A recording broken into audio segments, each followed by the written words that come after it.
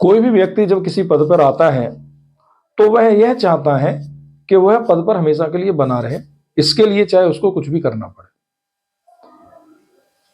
2013 में जब मोदी जी भारतीय जनता पार्टी के प्रचार समिति के अध्यक्ष बनाए गए थे तो उनको इस आशा, अपेक्षा, आकांक्षा के साथ बनाया गया था कि वह देश में कुछ परिवर्तन लाएंगे। और मोदी जी के जो भाषण थे उनसे यह प्रतीत भी होता था कि जब मोदी जी सत्ता में आएंगे तो कुछ करेंगे।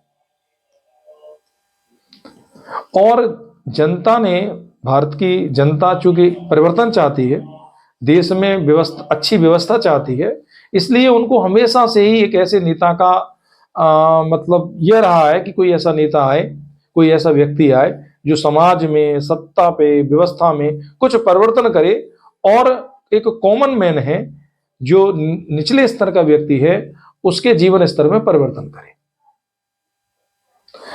लेकिन जैसे ही व्यक्ति सत्ता में आते हैं उसके बाद वो नीचे व्यक्ति के जीवन स्तर में परिवर्तन करते हैं या नहीं करते भगवान मालिक है, लेकिन वो अपने विचारों में परिवर्तन जरूर कर लेते हैं।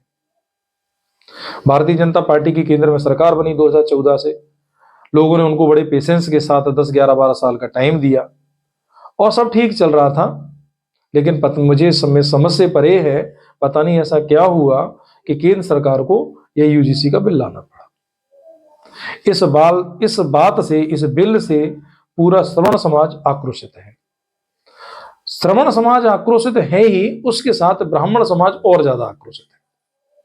श्रवण समाज इसलिए आक्रोशित नहीं है पूरा क्योंकि जो ठाकुर हैं, राजपूत हैं, उनको सत्ता में भागीदारी है, वैश्य वर्ग है उनको भी सत्ता में भागीदारी है, ब्राह्मण वर्ग है जो स्पेशली, उनकी ना तो सत्ता में भागीदारी है और ना ही व्यवस्था में भागीदारी है। और यह बिल आने के बाद जो सबसे ज्यादा बौद्धिक वर्ग माना जाता है, जो बौद्धिक कास्ट मानी जाती है, उस पे ये मतलब यह बिल जो है वो एक तरह से कुठाराघात है।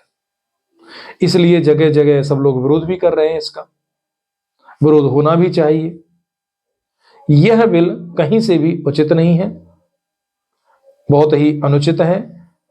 और अब ब्राह्मण समाज को यह सोचने के लिए मजबूर होना पड़ रहा है कि क्या किया जाए, हम अपना ठिकाना कहां तलाशें, कहां जाएं।